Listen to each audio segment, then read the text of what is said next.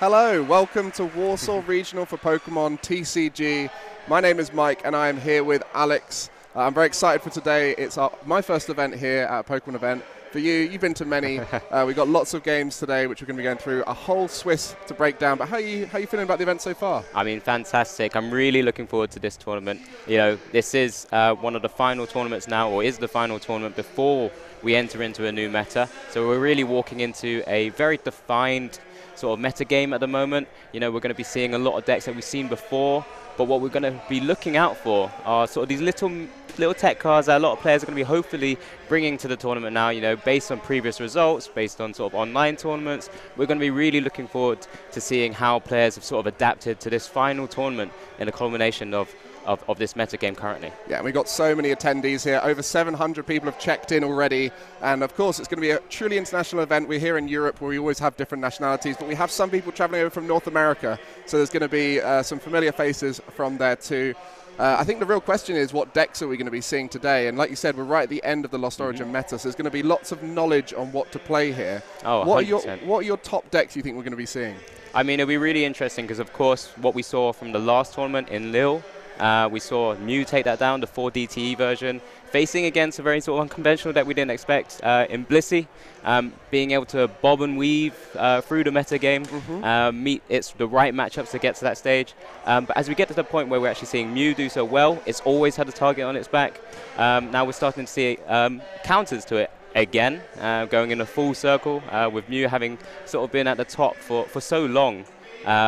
Throughout this meta game so far. But as we've seen from previous tournaments, we've had a lot of different games and decks from the more Lost Zone engines, from the Giratinas, or even just Lost Zone box as well. But yeah, it'd be really exciting. We're just showing now our first round pairing that we're going to be showing as our feature match. So we are going to be showcasing one of our international players who has made it across the pond to Warsaw Regionals.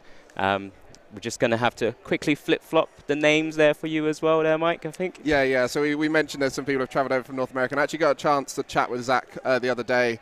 And yeah, he's just here to have some fun, you know. Like, that's the advantage we have with a lot of these players, and especially players like Zach who have that ability to travel a lot. They just love playing Pokemon. So any opportunity to come over, get some points, and meet new people, right? And there's a lot of people here who'll be players in Zach's late night series. So a chance for him to meet the people who compete in the tournaments that he runs. So it's great to have him here. Playing Palkia and Teleon, though. What a pick from him.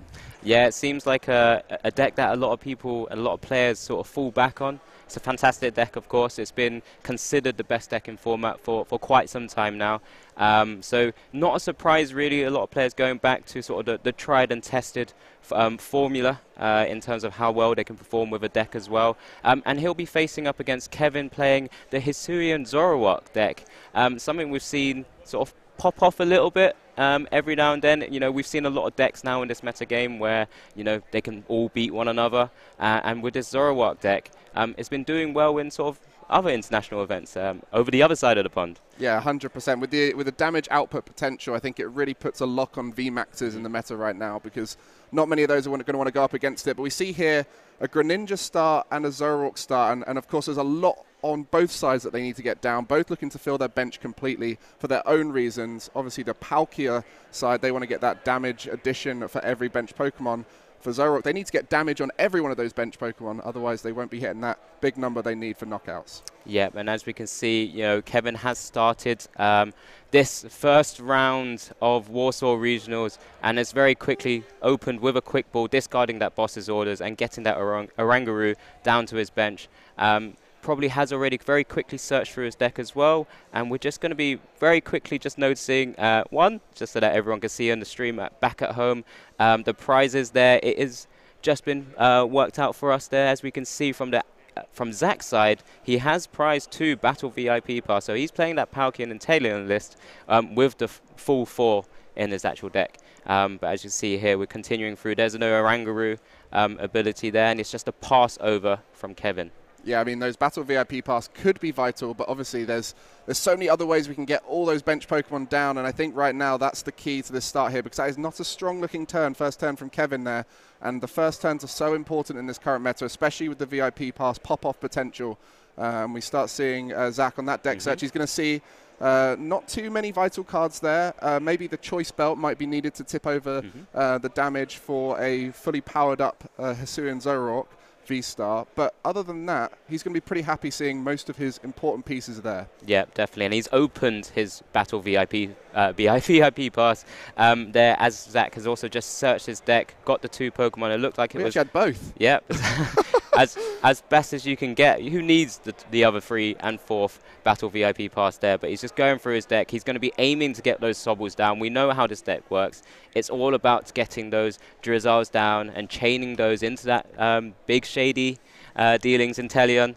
Start picking up your combo pieces. You know, it's one of these matchups where both benches will be likely full, with Zoroark having to try and, you know, capitalize on the maximum damage output that it can do with its ticking curse attack, the V-Star, of course. But then it just plays into that subspace well as well. But of course, Zach going second, just kind of beginning to set up his board there. The double Sobble is down. The Irida gets played as well. All these combo pieces just setting up in hand.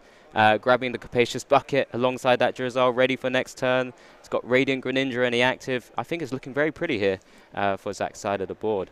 Yeah, near perfect start. You know, we've got an attachment, we've got the bench filling up, we've got Drizzles and Sobbles ready to go. I think right now we don't know if there's a supporter maybe in Kevin's side to kick things off, because he didn't have that in the first turn. Obviously going first, didn't get the chance to do that. But we'll see what his plans are. I think just looking from this, it's going to be a pretty tough position to go from when you see a player VIP pass like that and set up the board fully, especially with Palkia and Inteleon. Definitely there. We just saw the concealed cards ability. We do have the little marker on that active Greninja as well for everyone back at home to notice. There's a Hisuian heavy ball as well, just to double check his prizes, which is fantastic for Zach, of course. But, you know, nothing too crazy there to worry about. But it's always good knowledge to have, having already searched his deck multiple times. He knows what's going on as a seasoned player in the tournament, and just throughout so far. So, you know, this is exactly what you want, I believe, from that concealed cards. I think Zach also got a Palkia V-Star into hand as well, so he's pretty much set up for the next turn, ready to start swinging. It'll be really interesting to see how Kevin can react from this. There's the energy attachment as well. But yeah, from Kevin's side of the board, he's going to be looking to try and burst and just start trying to potentially just take knockouts as quick as possible. Yeah, and here we go. The turn has started. We have the energy attachment. That's one of the many pieces that's going to be needed here. Now it's going to be all about finding a way to hopefully knock out a Palkia here. That would be the dream, to try and get that prize race started. An Ultra Ball to kick things off. And obviously the extra draw power from that V-Star Zoroark can bail you out when things start getting sticky. But we'll see what's going on here. And we're only in round 1 here, so anyone who's tuning in right now, this is round 1 of a long day of Swiss. The start is key to get yourself rolling. You don't want to take too many losses. And there's a lot of good players here, so especially players like Kevin are going to be thinking right now to come up against Zach playing Palkia and Inteleon. There's not many easy matches throughout. And looking at some of the decks we got here, there's not like the gimme rounds, is there? No, not at all. Because, you know, with the internet now, with such great tools that we have access to, everyone has access to, you know, the full meta game, all the decks that are available online, for everyone to start analyzing themselves. You know, Kevin, I'm sure, playing this Hisuian Zoroark list, maybe was anticipating to face up against some Palkia Inteleon lists as well. But, you know, there will be also other good matchups that he'll be looking to play against. There's the Oranguru ability again, to just quickly check the top card. I think he might be a little bit stuck here. He's obviously wanting to try and limit his bench as much as possible. He doesn't have that Gapejaw Bog stadium down, so doesn't want to be starting to bench Pokemon as well, to try, because he needs to get that damage onto the bench Pokemon to, you know, really sort of trickle up that damage output from that Hisuian Zoroark, and has used that V-Star ability there to discard his hand and draw a fresh 7. So it'll be really interesting to see there. From his hand, he does have a boss, but it'll be interesting to see whether he'll be able to find a way of actually just ramping up that damage. Yeah, lots of ways to dig with this deck. The ability from V-Star is one that you don't want to use too soon, because that's definitely a backup plan. But at this stage, it's going to be used early on. And getting that Gengar in the bin now is the aim. So at least there's some damage on the bench that can start being moved around with the damage pumps. This stage, I think it's going to be a real question of, do you bench enough to try and knock out the Palkia with the boss, or do you focus on just getting rid of the Greninja and not putting enough bench down that they can knock out the Zoroark? I think in this situation, I think there's maybe just, well, we'll come back to that, but just based on your question there, I think he's just going to have to start ramping up a little bit of damage at least. He doesn't want to be wasting that boss on a turn where he's not taking a KO. You know, if he's able to limit his bench now, it does have 270 HP. So being returned by a Subspace Well from a Palkia V-Star is unlikely in this stage at this moment with just the Oranguru on the bench. But of course, Ticking Curse doesn't do any damage unless there is any Pokemon with damage counters on it. You know, this attack does 50 damage for each of your Pokemon that has any damage counters on it. So on the board, that's why he's looking to try and get that Gengar into the discard and using that Netherworld Gate ability to be able to bring it back onto the bench and put 3 damage counters on it itself. So we're just double checking here with the judges, just making sure that everything's all good. It looks like both players are just discussing and just confirming everything. But whilst we're on that, you know, these probably didn't expect Hisuian and Zoroark in the first round, but this is really interesting. I'm happy to see it. Like I said, it started to do quite well in international tournaments. It's definitely a pet deck for a lot of people. It does have incredible sort of burst ability with that V-Star ability, with all the other cards as well. And yeah, back to the action. So sorry, I think he's just gone for the Colress, his Experiment there, which is a card we've started to see in a lot of combo decks. Yeah, well, such good draw potential. Seeing 5 cards, and you do have to put 2 in the loss zone, but at this stage, you know exactly what you want, and so putting those cards in the loss zone shouldn't be too much of a miss unless you start hitting 5 amazing cards. So we've seen that looks like a Damage Pump and a Hisuian Zoroark V there. So backing the Damage Pump in his hand, I believe, to get the damage around. The question now is, if that damage goes onto the active, that's then 10 closer to being knocked out by the Subspace Swell. With Choice Band as well, that starts making it odd numbers. There's a lot to think about here, and that's where we start seeing the high-level players really min-maxing their decision-making, and there's so much maths to do in this matchup. You've got to not only do your maths on your side with the 50 times table plus 30, you've got to look at the opposition side, where there's the Subspace Well 60 plus 20 for every bench Pokemon. A lot to think about, and the added pressure of being on the feature table, especially this early on. You don't expect your first game when you turn up for Kevin here, I'm going to be on the feature table. So it's definitely going to be feeling the pressure here. Oh, 100%. And I think it's pressure that both players will be feeling. You know, they're under the lights. They're all eyes are on them for such a big tournament as well. As mentioned, it was over 700 players. And we see Kevin here. It did look like he quick-balled for that Crobat, so he's looking to sort of ramp up that damage. Does get another Zoroark down, which is fantastic from his side. Of course, does have that stadium that I mentioned as well, that Gape Draw Bog down. So whenever a Pokemon hits the bench from your hand, it does put 2 damage counters onto it. And there you go. So there, he's just drawn a few more cards, which is fantastic. And he just having a quick look. He's able to now take the knockout on this active Greninja, of course. It's one thing he needs to start thinking about, and he's holding that damage pump already, potentially maybe just trying to limit the damage on his Zoroarks for that return KO later. Currently, because it's just a Zoroark V, maybe it's a little bit irrelevant for the time being. Just something to consider, because, you know, until it actually evolves to actually get the additional HP, that's when it's going to really start to matter to try and keep that damage counters off the Zoroarks. But he does go with that Ticking Curse, taking the first prize of our feature match at the Warsaw Regionals. Yeah, getting that knockout on the Greninja, so it's going to be 1 prize taken there by Kevin. And the return knockout is what Zach's going to be looking for here. And we mentioned about the numbers, and we see here Subspace Swell will need 9 bench Pokemon plus a choice belt, and that'll be getting that knockout for the Palkia V-Star. Still a lot of stuff to look for, but a way to start it is definitely having access to Shady Dealings through Drizzle and an Irida. Yeah, no, it's fantastic. So Zach here will be looking for all of those combo pieces that he's going to be targeting down to really sort of build up all of his damage output. That Subspace Swell, we've seen it so often since Palkia has released into the format.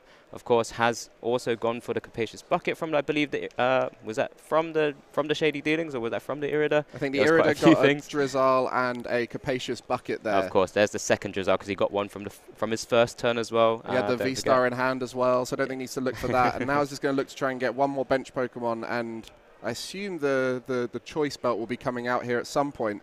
But we know Zach is a very thoughtful player, and having a deck like this, where you have a lot of thinking, do a lot of decisions to make, it makes it a deck that's more preferable for top players, because they know the routes, they can see the routes earlier.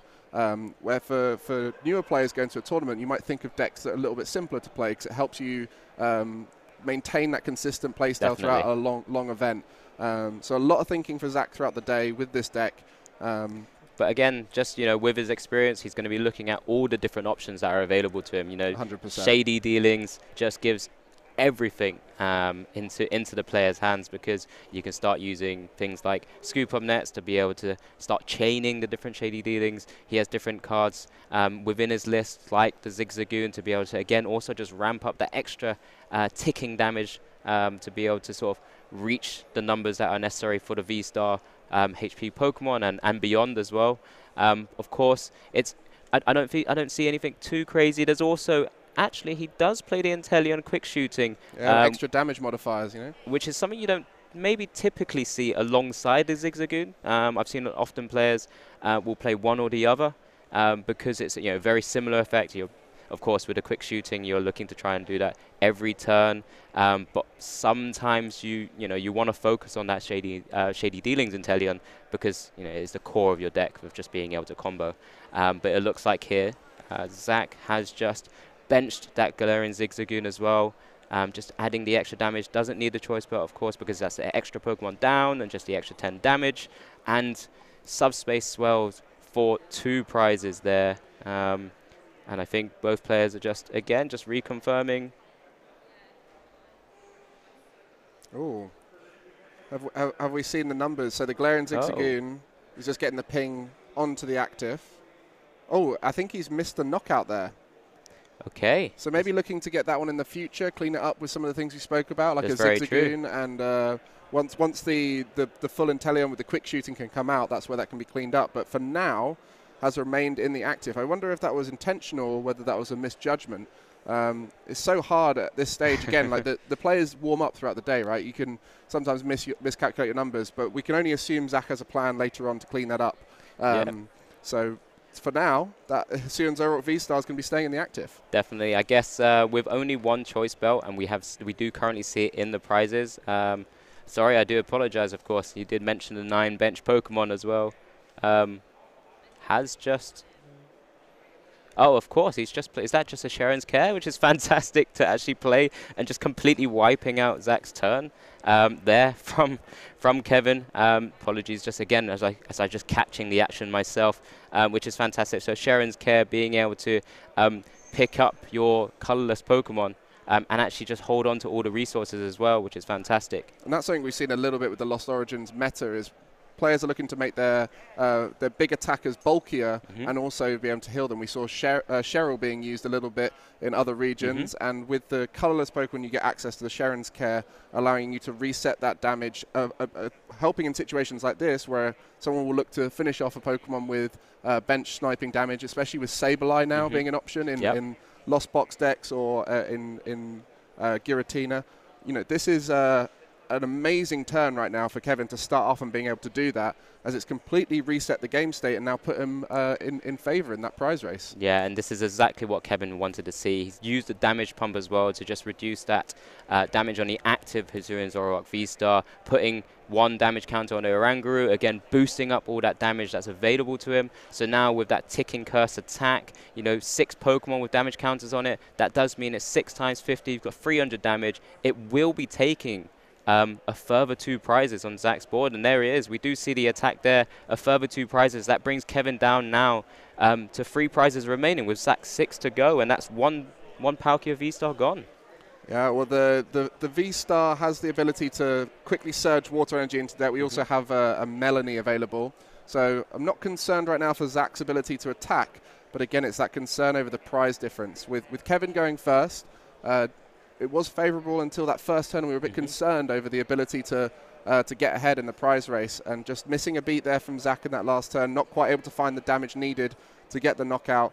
Sharon's Care really leveling the playing field. So this first game, Kevin will be feeling a lot more confident now, settled in. The nerves will start to dissipate, because that's definitely the first part of the game is when you're most nervous, right? 100%, and just being able to take such a pretty commanding lead at this point. He's already starting to think about maybe his prize mapping in terms of the rest of his prizes, his free prizes. So, he's going to be aiming to take out this big Palkia V-Star in the active position, the origin form there. And then it's just one more prize remaining. There's a lot of little Pokemon on Zach's board. And as you can see, we're starting to see Zach there go through the Shady Dealings. Chaining that we've typically seen in a lot of these decks now. Just as we've seen Drizzles and Inteleons and Sobbles play out not just in Palkia, we've seen it in Arceus as well. Such a powerful card, a powerful ability to be using going forward. And looking at the history of the Lost Origin meta, this is one of Hisuian Zoroark's worst matchups. So the fact that that first game could go in favor, with a best of 3, that could be massive. Game 2, the coin flip choice will go in favor of Zach, so that will be a tougher match to win and can play a bit more aggressively there and try and get that win. But for now, that first game is vital in an unfavorable matchup to try and get ahead. Yeah, definitely. And Zach there is just making sure he doesn't want to put damage counters on his side of the board either. So grabs his training court, of course, now uses that V-Star ability to sort of, as you mentioned, surge water energies onto the board there so that he's prepping up his attackers.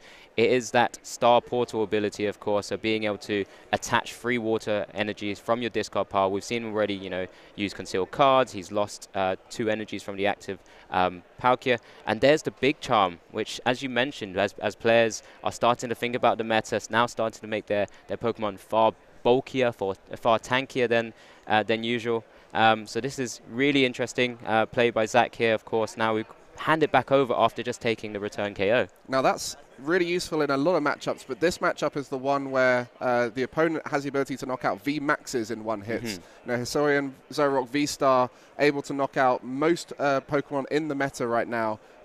Has to get that full bench, has to get damage everywhere, may need the one of the 2 choice belts as well.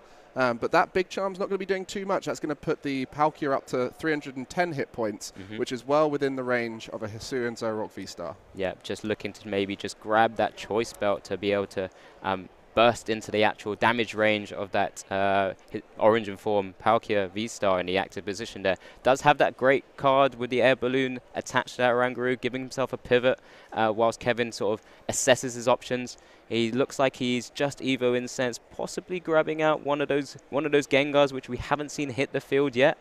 But of course, he does have that stadium out now as well, having already bumped that training court. He's looking in a pretty good spot here. So just needing to now finally find the final few pieces just to kind of get that KO. Yeah, that choice belt is going to be the thing to look for now. And the difference here with the decks is Hisuian Zoroark V-Star is going to need to search by drawing. And the search on the opposite side with the Inteleon line is a lot more direct. You can find exactly what you need as long as you find a Shady Dealings card. Yeah, but right now, research. That's one way to dig for sure. Yeah, there were 2 options there, of course. Kevin identifying if he's able to find this choice belt, and I'm not too sure. I did see it. Does have further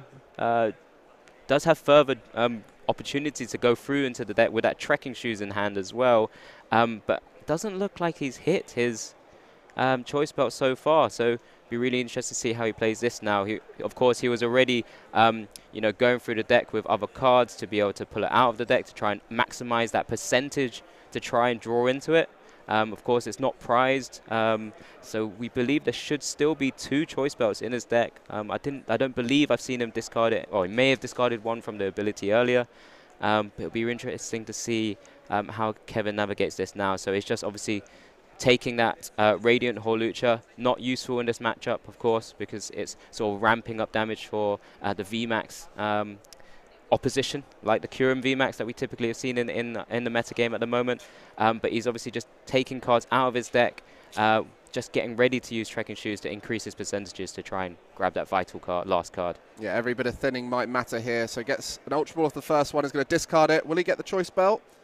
And doesn't look to, gets a damage pump, so we mentioned about how he needs to hit every beat now to stay ahead, and that's the challenge with this deck. And we mentioned the V-Star ability from Zoroark V-Star is so key to help you dig later on in the game, but had to use it early on to start getting things in place. Yeah. So it doesn't have that extra dig potential now.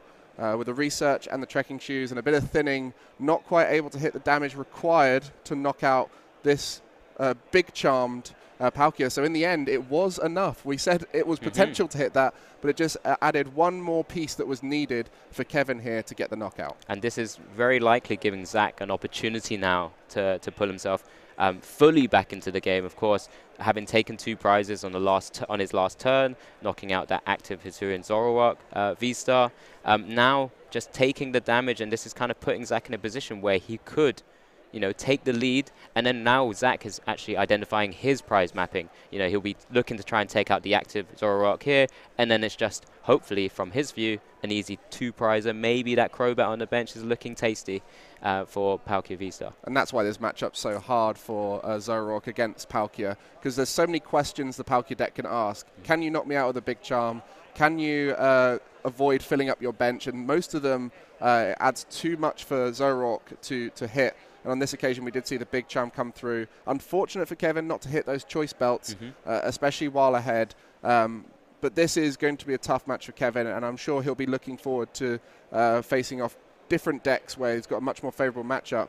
And that's just part of Pokemon, right? Is you play a long day of Swiss, and sometimes there's certain decks you just don't want to face, and this is going to be starting the day against a good player playing a deck that's strong against you. Yeah, so it's going to be, you know, you can't cater for everything. You know, you cater for the decks that you would love to see, of course, and that's why maybe Kevin is playing this deck, because he's been potentially playing it for a while now. You know, he's comfortable with the deck. You'll make less mistakes if you're playing a deck you know and have experience with.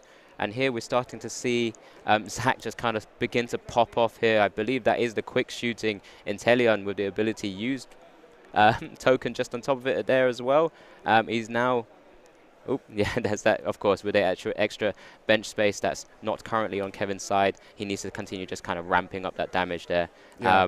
Don't want to see what happens early on where he missed the knockout and the Sharon's Care came through. The Pal Pad did get discarded as part of that dig earlier from Kevin, so I don't know if we're going to be seeing that Sharon's Care again. But of course, the Palkia needs to get that damage modifier. Normally, you'd look to go for the choice belt, but as it's prized, we're going to have to look to do it through maybe a scoop up net on the Zigzagoon and use that headbutt tantrum again. But in this case, he said the quick shooting Inteleon is an option, and that can get 20, and then if you scoop it up, you might be able to get a second 20, and that should be enough to get the Zoroark, which has already got 2 damage counters on it, helping the damage needed. And I think Zac's just been eyeing up his echoing horn there from the Drizzle, and I believe that's what he's taken. Oh, that'd be more damage. Yep, so he's just, again, looking for that opportunity to ramp up his damage from his side. Of course, has that active Origin Form Palkia V-Star with that charm. Of course, with the belt still in the prizes, he's just going to have to kind of force other ways of sort of ramping up that damage there as well. Did, from that Irida that's still on the board, just kind of, just for everyone to see, he did grab that other Origin Form Palkia V-Star and has just evolved up to that as well. So he's just setting up his board ready to just continue, maybe, return KOing. What we're likely to see as well, typically, from Zac's side, he's going to be taking those bottom 2 prizes. And looks like a scoop here. Yeah, there you go. And the writing was on the wall from Kevin, so has decided to. What a roller coaster, though. Yeah, our first game there, a back and forth match. Both players getting ahead at some point and then not quite hitting the attack they needed to take the next game. But as we said, this is definitely a Palkia-favored matchup, and you can see why. So many options through that Shady Dealing line to pick up what you need, whether it be the Echoing Horn for a damage modifier, the quick shooting Inteleon to get damage modifier, the big charm to make you a bit bulkier. So unfortunately, the Zoroark there not quite able to continue that pace that it started off with. No, definitely. But, you know, if I was Kevin, I'll take a pretty good view up. I wouldn't be too unhappy with that because he was only just 1 card potentially from actually taking that first game. So potentially he'll be looking for a similar route. Again, making sure hopefully there's an opportunity to take those KOs without giving Zac the opportunity to return. Of course, it's very hard and very unlikely because of the amount of Pokemon he has to get down. But, you know, at turn 3 and turn 4, we were thinking Kevin might actually have this game. This might actually put Zach on the back foot. So it was just kind of thinking about what can be done next. So that's the Zoroark deck in a nutshell, right? It's amazing when it's going well. The moment you start lacking the cards you need, you don't have to dig, and you have to dig the traditional way, drawing cards. And when we look at the other engines we've got the Barrel engine, which allows you that extra bit of draw on top of your supported draw. And then we look at decks like the Lost engine. You know, you get to see so many cards per turn. Yes, you're going to have to scrap some cards, but there's always cards you don't need at any given moment. You can get rid of those and dig real deep. And then we look on the other side with that Inteleon line. It allows you to just pick and choose exactly what you need. With Irida, with Shady Dealings, everything that Zach needed at any moment, he could find it, play it into play, and then just move on, except for that choice belt, which just happened to be in the prizes. And that's part of the problem with a techie deck where you've got one-ofs all across the board. If you're missing that one-off, you have to find a different route. Yeah, it was really interesting to see like two completely different engines come to play against one another. As you mentioned, you have all those Shady Dealings, all that tutoring within Pokemon, being able to just pick the pieces and combo pieces that you'd like. And as we just go back to our feature match now, we're just seeing both players go back to getting ready for our game 2. Looks like Zach is set up, and looks like there's just a mulligan from Kevin's side there, with Zach just adding that 1 on top of his deck there. Just from your experience, what's it like playing on the feature table compared to playing in the hall? We've touched on it a little bit. There is a lot of added pressure. You know, like I mentioned, there's a lot of eyes on you here. You typically might have that white noise going through. I believe, hopefully, we've kind of catered for the players now. There might be a little bit of music there instead to just kind of get them into the zone. And as you can see, both players, just as we kind of very quickly go over to Kevin, who opens up game 2, and we're just having a quick look at the prizes there. Again, from both players, nothing, I wouldn't say nothing too crazy. Maybe the damage pumps might be a bit harder to hit. Yeah, just a little bit. I mean, he does play the 4 of, so typically we've already seen Zach, prize double battle VIP pass in game 1 and still have 2 in hand. So maybe not too much of an issue. That is the exact same starting situation for Kevin here. And Zach's board, he just doesn't look like he's got the best hands right here. He's going to have to play a Marnie, and actually just attaches the water to the Sobble, so he's going to be looking to keep calling. And with this, what we mentioned, if it hits every beat, it should be fine, especially going first in this matchup. If it's able to knock out a V on that second turn by finding enough damage, by getting that boss potentially, then it's going to be in a really good spot to keep ahead in the prize race. What we saw last time is had to knock out a 1 prizer. That then starts asking the questions of how are you going to then take out another 3 Pokemon. As far as Zach's concerned, he's just going to try and set up as good as possible and play the consistency card, which is what Palkia Inteleon has done so well in the Lost Origin meta, being such a consistent deck that no matter what, you can hit every beat you need, knowing that your opponent is going to be the one who struggles, especially later on in the game, once you start asking those questions with things like Big Charm. Yeah, no, definitely. And we're just seeing Zach there from that Marnie being able to get that quick ball, so he is able to get a Palkia down onto that bench there. And he's got to keep calling set up there with that attachment. So we know that the V-Star ability to burst 3 energy into the play, the Star Portal, is always an option for Palkia. This does put Zach in a little bit of a precarious position because it's just the 1 Palkia on the board now. Of course, he did Marnie Kevin, so Kevin will be working with a 4-card hand, 5 once he draws for his turn. But if there's that opportunity to then just get the stadium down, get all the combo pieces, get the Zoroark V-Star, and just burst through, he may be able to actually target down that Palkia early on and just kind of limit Zach's board in terms of actually trying to take a return KO. Yeah, it's tough based off of the hand Zach had. He didn't quite get a chance to see it, but this is a more aggressive approach, right? Just to put 1 V down, trust it is going to stick, and leave yourself with lots of options with the Sobble. Is that because he's 1-0 up right now? I mean, it can be very situational. Of course, he had to Marnie that hand that he was holding on to. Unfortunately, he had no playable cards unless he wanted to scoop the game with a scoop up net with that lone Sobble that was in the active position. So it may have just been down to just what was available to him. And just looking at his hand, I didn't know if I saw an Irida there. Maybe be able to do something for the next turn, because then he could start chaining those Shady Dealings Drizzles.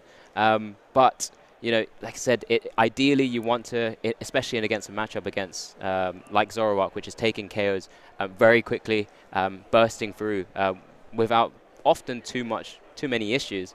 getting the second one down as an insurance policy is something that Zach would have wanted to try and do there. But, you know, he has to play to his hand. Yeah, has to play to his hand, has a game in hand, so can quickly think about the third round if things start going wrong. But at this stage, like you said, didn't have the strongest opener, and a lot now on Kevin to try and find this knockout. Has to fill the bench, get damage and all of the bench. So doesn't really want to start filling that bench until the Gapejaw Bog comes out, especially as we know the damage pumps aren't available, so there's not as many options to spread that damage around.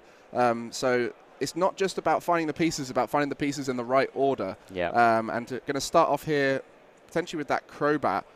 We do have the V-Star ability from Zoroark available if needed to discard and draw 7. He has already played the Colress's Experiment, which is why we now see the Lost Zone cards just there. Looks like the Palpad and maybe one of the Ordinary Rods in that position as well. So won't be looking or won't be able to sort of target that Palkia V-Star as much as he would have liked to, but has just very quickly Ultra Balled and Quick Balled away to grab that Crobat as well, and also grabbing a Manaphy, it looks like, from his additional Ball Search. Yeah, and getting rid of those recovery cards at this stage. He just wants to get a knockout now, doesn't think about anything else. If they get that knockout on a Sobble, it takes away some energy, which will go into the discard for the V-Star ability, but it just wants to start the rhythm now, and without the ability to boss, it might be a bit tough here for Kevin in the prize race, and that's like what we said about the Palkia, right? You do have to get ahead in that race because the consistency of the deck, once the Sobbles are down,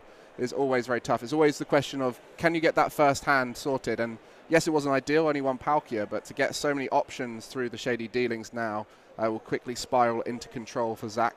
Manaphy not really needed in this matchup because Greninja can't take too many knockouts.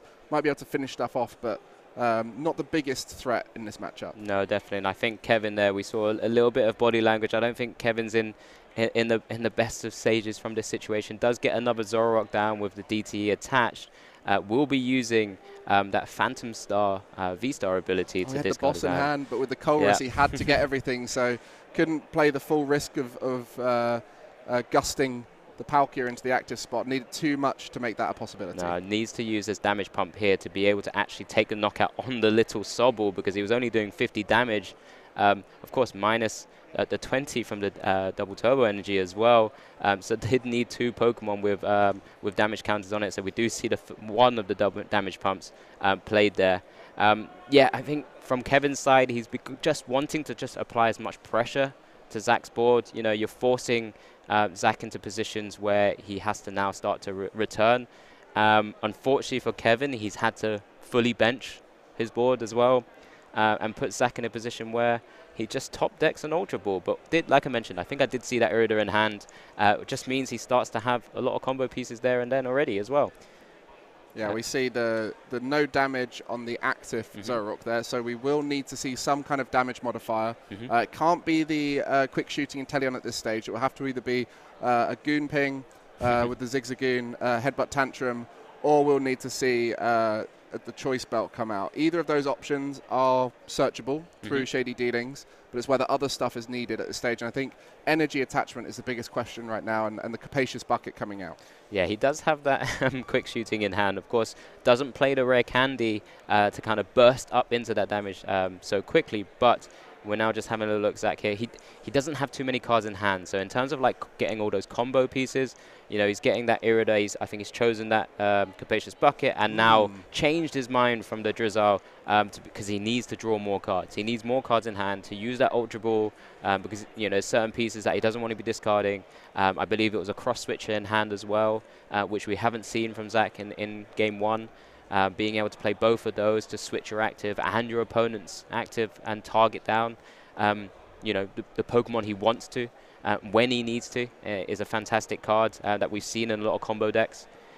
So Zach here having to just kind of play a little bit more potentially reserved in some ways, because he's just going to have to draw a lot of cards and see what he kind of gets into at that point. Yeah, I mean, he's going to have to discard the Water Energy anyway, so may as well draw 2 cards with it, but it does take away one of the Drizzile potentials that he was going to get from that Irida. So very reliant on top decking through these 2 draws, something useful. And there's lots of options. There's loads of outs. It could be a Drizzile.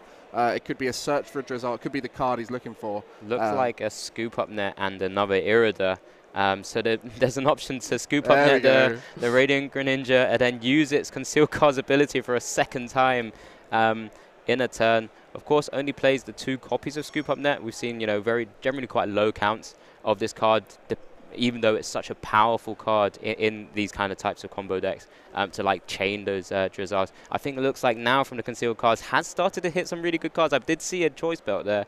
Does have the Evo Incense as well.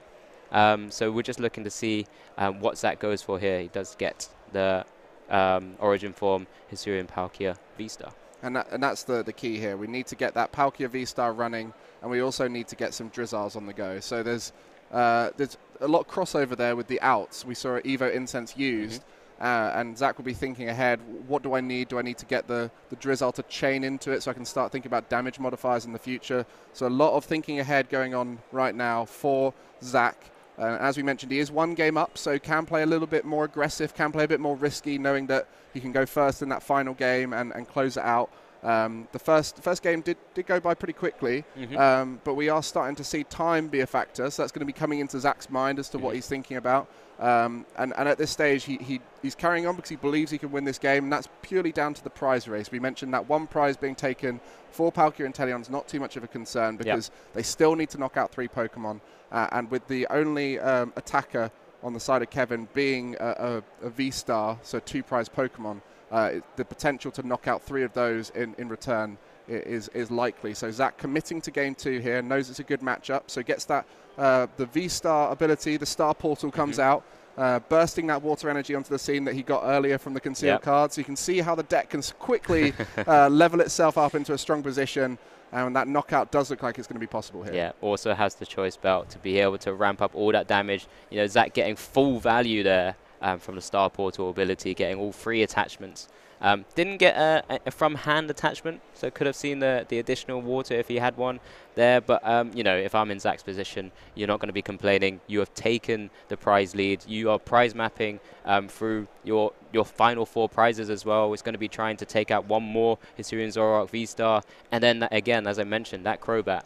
Always looking tasty when it's such low in terms of HP. And based off the body language of that scoop up net second concealed cards, I don't think Zach believed he was getting the knockout there and was hoping the cards would come through for him. They did in the end. He knew he had the energy. He knew he had a lot of outs to get it, but did get the route to the knockout. Now Kevin's going to have to just hope we see something similar to earlier, which is the knockout missed from Zach, because otherwise right now, if both continue at the rhythm they are now, this game will go in favor of Zach, and as we mentioned, that's why Zach is committing to this game, knows he's still in favor. A player like Zach, who's played many tournaments, knows the time's a factor, knows that game 2, if you're ahead, is a risky play. You just try and make it happen, and then if it doesn't work, scoop, go game 3. So the confidence here from Zach that he can finish this off is why we're still here. Yeah, I think Zach would have known also that he has a slightly favorable matchup here because of just being able to take 2 prize knockouts when he needs to. We do see from Kevin's side of the board now just playing that Gape Chore Bog, sorry, and also looks like he is playing. Is that just another? Just confirming the sort of the damage that's coming down now onto his board. Of course, he's needing to try and ramp up his damage as much as he can, hoping there's an opportunity to not be return KO'd as well. Likely to maybe expect that Zach doesn't play more than 1 Choice Belt, so the ramping up of damage may be a little bit lower. So it's just because he has seen a big charm, of course, so you start to kind of slowly figure things out.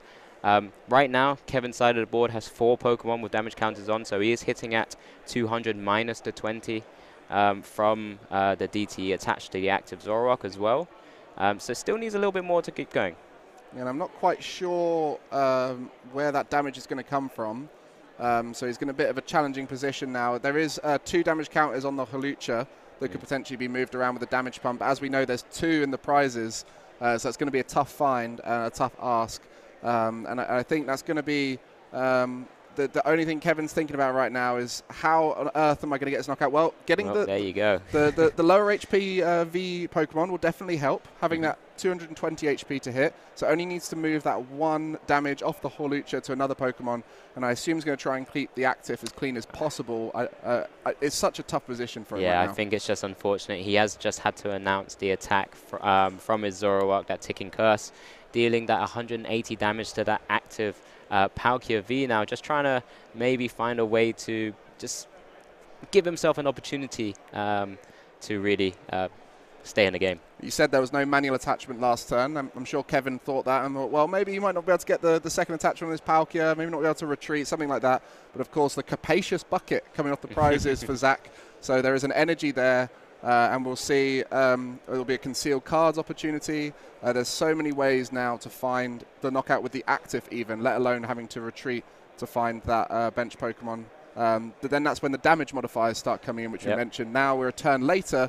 Quick shooting is now an option. Yeah, it's a little bit unfortunate Kevin wasn't able to ramp up the damage, of course, because he's also not sort of removing that choice belt from play. Yeah, just means that it's just, it's always threatening him or threatening his board, I should say, from Zach's side of the game. So currently Zach, again, just continuing to, dominate from his commanding position at the moment, I'd like to say.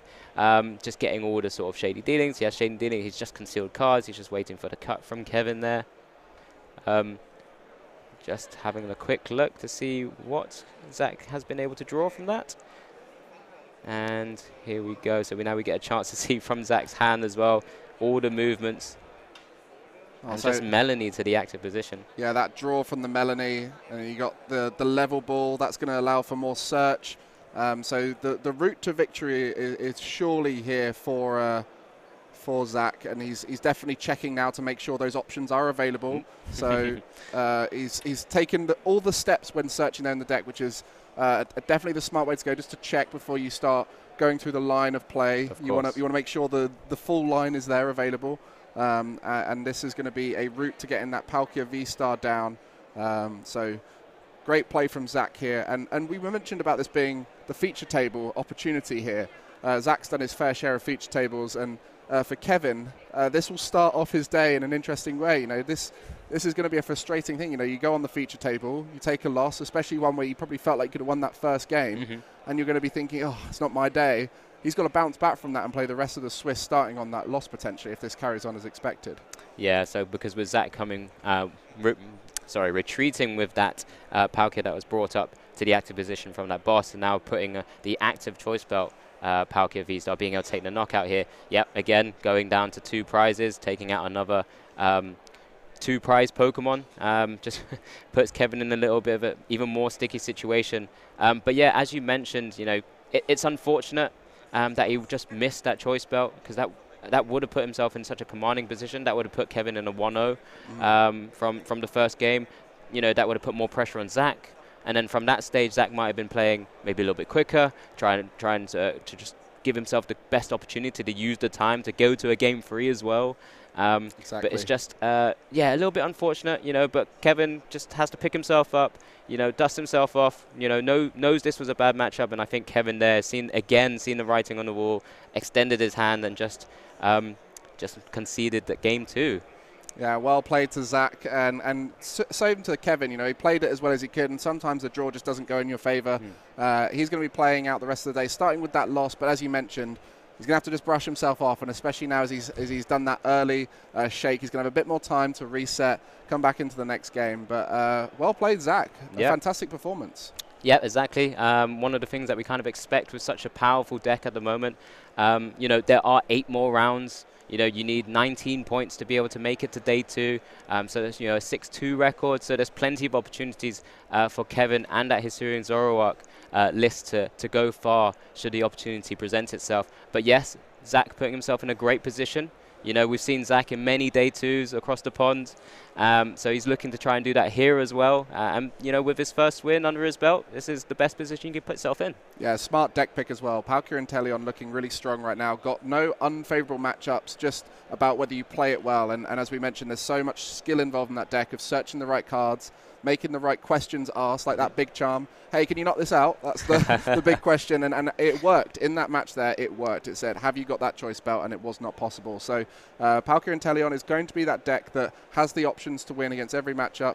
And we know Zach does his late night series, so he sees every deck played. He's got so much data on the Lost Origin meta. So coming in with a smart pick there, and it'll be interesting to see what the other top players will be playing throughout the tournament, because Palkia and Inteleon to me is I've actually got the Greninja here, a vital component of the Palkia and Inteleon with the concealed cards. So we've got to say fair play there to the selection of the deck and the execution of it too. Yeah, definitely. In the hands of the right player, being able to use all the different shady dealings to be able to, you know, get all those combo pieces and put himself in his best position possible. Yeah, you know, as a top player, you kind of expect Zach to be able to do so with his experience, with his understanding of the game as well. Yeah, we'll be really looking to see whether Zach can continue his winning record so far from the first round. He's also travelled all this way. You know, you travel all the way over to Poland from Canada. You're going to be thinking, I better bring my best deck. I better go far. I want to get my money's worth out of this trip. So coming in with the intention to win. And so we're going to be seeing Zach carry on with that 1-0 record. Obviously, early days in the Swiss right now. What is the journey like going through a Swiss for these players? I mean, it's going to be, with a player of Zach's experience, he's just going to be looking to try and hopefully do the same thing, going through round to round, making the right smart decisions, you know, because he's going to have played this deck, you know, so consistently and throughout. You know, he's played at other tournaments before. He's just going to be looking to make as minimal mistakes as possible, being as optimal decision making as possible, and just seeing where it takes him. Of course, you can hit a bad matchup, but you just got to make sure that doesn't, you know, completely take it away from you. And just you've got to play through the rounds, you know, just do the best you can. And that's the main thing that we want to see from our players, you know, performing at their best. You know, just what we want to see. We want to see everyone do as well as possible. But, of course, there can only be one winner. Yeah. But at the same time, we're looking to try and get all of these players into day 2 as soon as possible. Yeah, and there's, like we said, there's no real bad matchups for that Palkia and Inteleon deck. So not going to be thinking about the same thing Zoroark will be of I've got to dodge and weave these certain decks because they're scary. So a simple journey had to be executed perfectly by the deck and played well. So going to be a long journey ahead, but just started off strong. So Zach going to be going 1-0 into the future games. Our feature table, we'll be seeing so many hot matchups throughout the tournament. Plenty of good pairs we'll be seeing it, especially as we get later on where those top players start going 5-0, 6-0, 7-0. We'll be seeing what the best players are playing here today.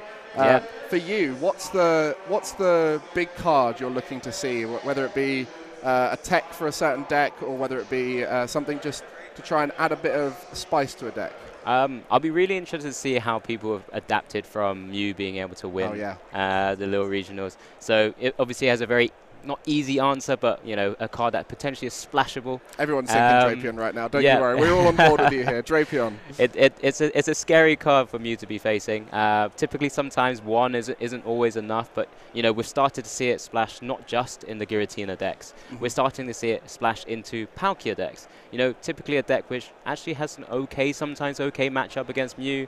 But of course, the different builds, such as the 4 DTE builds, does have the opportunity to play like cross switches as well. Kind of puts Palkia sometimes in an awkward spot. But cards like Drapion, it'll be interesting to see the kind of how many decks of the over 700 players that we've got at this Warsaw Regionals today actually have it included. What about yourself, Mike? I'm thinking Big Charm. I'm thinking Radiant Gardevoir, the cards that are going to make Pokemon more bulky. And we did see Cheryl one-offs across the over in Asia, and I think that's definitely an interesting take on the meta of I'm going to try and survive rather than I'm going to try and hit every beat consistently and take knockouts. So different mindset potentially at the end of the Lost Origin meta, but we'll be seeing how that pans out and which decks we'll be seeing later on. But for now, I think we have Zach ready for an interview, and he's going to be coming on and telling us about his journey over here, I'm sure, and all of the amazing decisions he's made in the lead up to this. I mean, for Zach, I'm sure there's a lot of people at home who want to hear from him. Yep, definitely. After that game 1, there'll be a lot to talk about, trying to find out exactly what preparation Zach has gone into for this tournament as well. You know, he's come all this way to try and get those points for the stipends, for his Worlds invite, and it's going to be looking at that kind of journey there. Yeah, we'll just take a little quick break here and get Zach on for an interview, so don't go anywhere.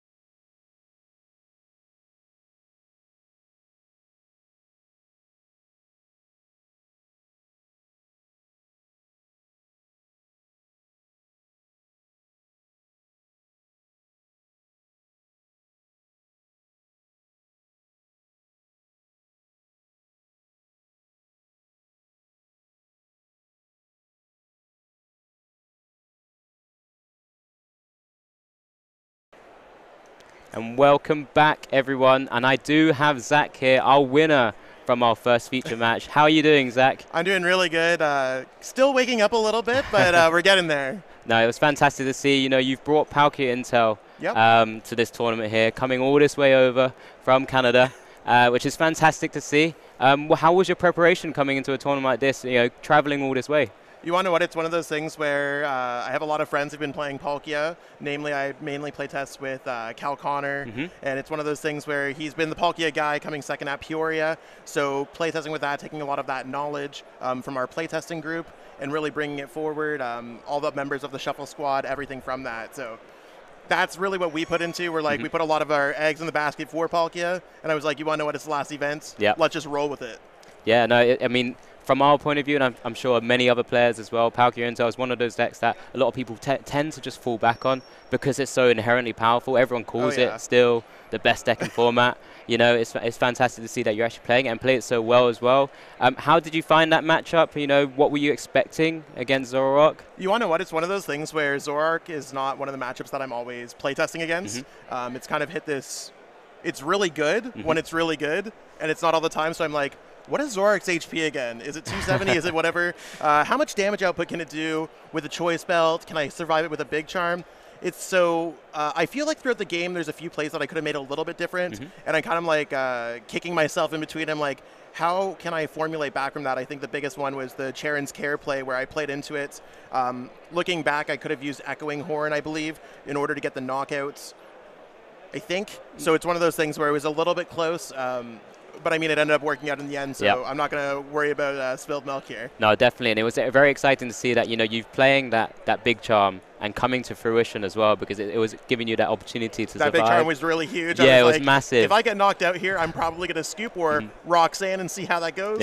That's literally the only game plan at that point. Yeah, exactly, because from Kevin's side, unfortunately, he did miss that Choice Belt, even though he was digging for it, and you know, kind of unfortunately just saw from his side of the board.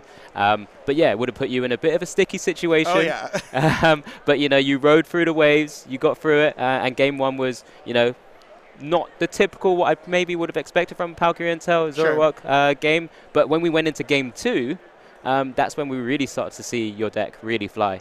Yeah, exactly. I think it was really off that Radiant Greninja that I would use the Scoop Up Net. I'm like, I really need some more cards here. My hand's just not as strong. Going Sobble, Energy, not having the Melanie, not having all these other resources. Because Palkia nowadays with all these different techs with Drapion, and I mean, last night we were like, do we play Temple of Sinnoh? Do we do this? Do we do that? It really brought it to a point where I'm like, I am really running tight on space. My cards have to be pretty exact in those matchups. No, definitely, and it's interesting to see. I mean, I touched on it with Mike there as well. You do play the Drapion, of course. You've seen that we've had the winner. That was a Mew from Lille Regionals. A lot of people adapting. You've mentioned a couple of other tech cards that you've been playing as well. We spoke a little bit about Big Charm. Temple of Sinnoh. I don't play. But I did not play. Was something considered? Yeah, it was something considered because it's really tough because from the results from the last regionals or special event, Lille. The results are really not up, so it's really hard to go with we have top 8s, and then we don't know the whole picture. So a lot of my friends from Europe in the area were like, Regigigas is big, and I'm like, do I tech against that? Do I not tech against that? And that's always the case of you can't tech against everything, but maybe you can. With Mew winning, and the League Battle decks just coming out, I thought that Drapion was really good. Yeah, and I feel like it's going to be a topic of conversation going forward as well with Drapion. Just such a splashable card. Oh, yeah. That fits in so many different decks as well. I mean, you play the other little combinations with that Roxanne path as well. But typically, you also wanted to. I wanted to also touch on. You play both the quick shooting and the Galarian Zigzagoon. Yeah. Sometimes we've seen more often that it's just one of those pieces. Gotcha. You don't play the rare candy, so you're not bursting into the quick shooting. What sort of brought you to that kind of decision? It's one of those things where I figured if I could get to a late game stage of Roxanne, or if I'm able to pillar up my Drizzles, I might be able to get use of the quick shooting. For my NAIC list, I really went with the quick shooting based off of Tord's list from Milwaukee. Since then, we developed into Leon kind of territory. Sure, yeah. And we cut the Leon. It's more of a damage modifier for a damage modifier. I think at this point, had I played Leon, had I not played Leon, had I played a lot of things, we'd really have to, it could go either way. Yeah, no, definitely. So it's really interesting cards that we're seeing in your list as well. How are you feeling about the rest of the tournament so far? Did you travel with others as well? So I traveled solo. Okay. I met up with some of my friends here. Fantastic. So a couple other US-based players that I traveled along with, because not too many players from Canada typically travel to events. So it's one of those things where everything else is going great. I feel good about the rest of the day, hopefully. I mean, getting a round 1 win is always a confidence boost. It sucks to go into a tournament with that round 1 loss, and you're like, that mountain seems so much more taller to climb, but hopefully we're able to get there. Yeah, exactly. So, starting off with a win, you're 3 points in already.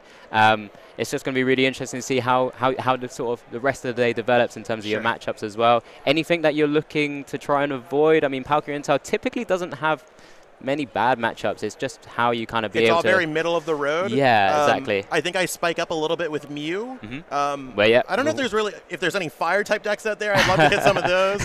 Fire type decks, Mew type decks, and we'll see how it goes. But right now, I feel okay with the deck.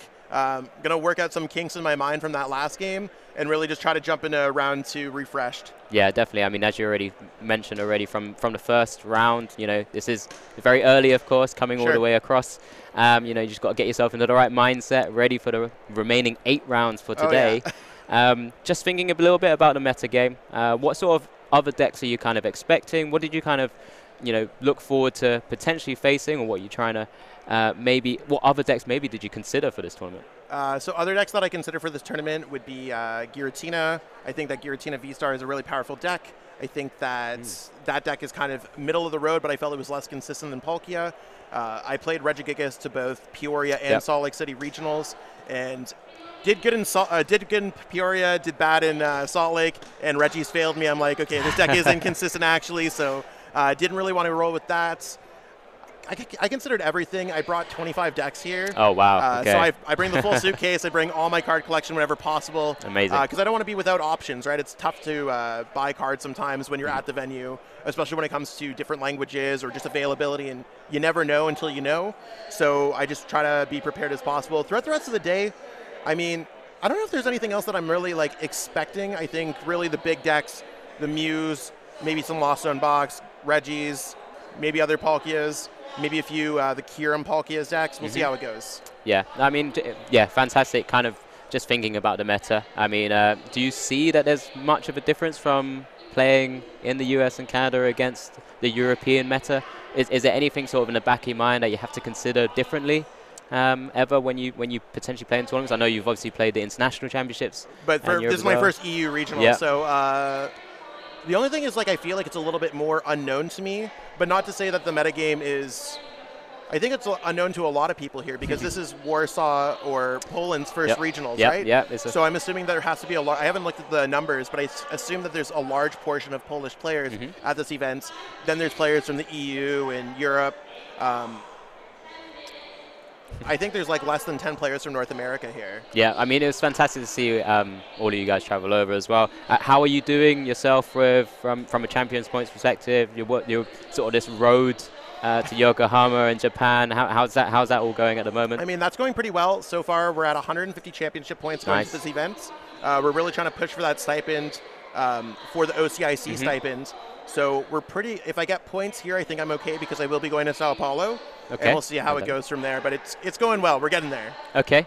Yeah, I mean, that's fantastic to hear. It's good to see. Look, I wish you all the best of luck for your next rounds as well. Thank you. But that's it from Zach here from round 1, our winner of our feature match. Congratulations again. Thank you so much. And good luck for your next rounds. Appreciate it.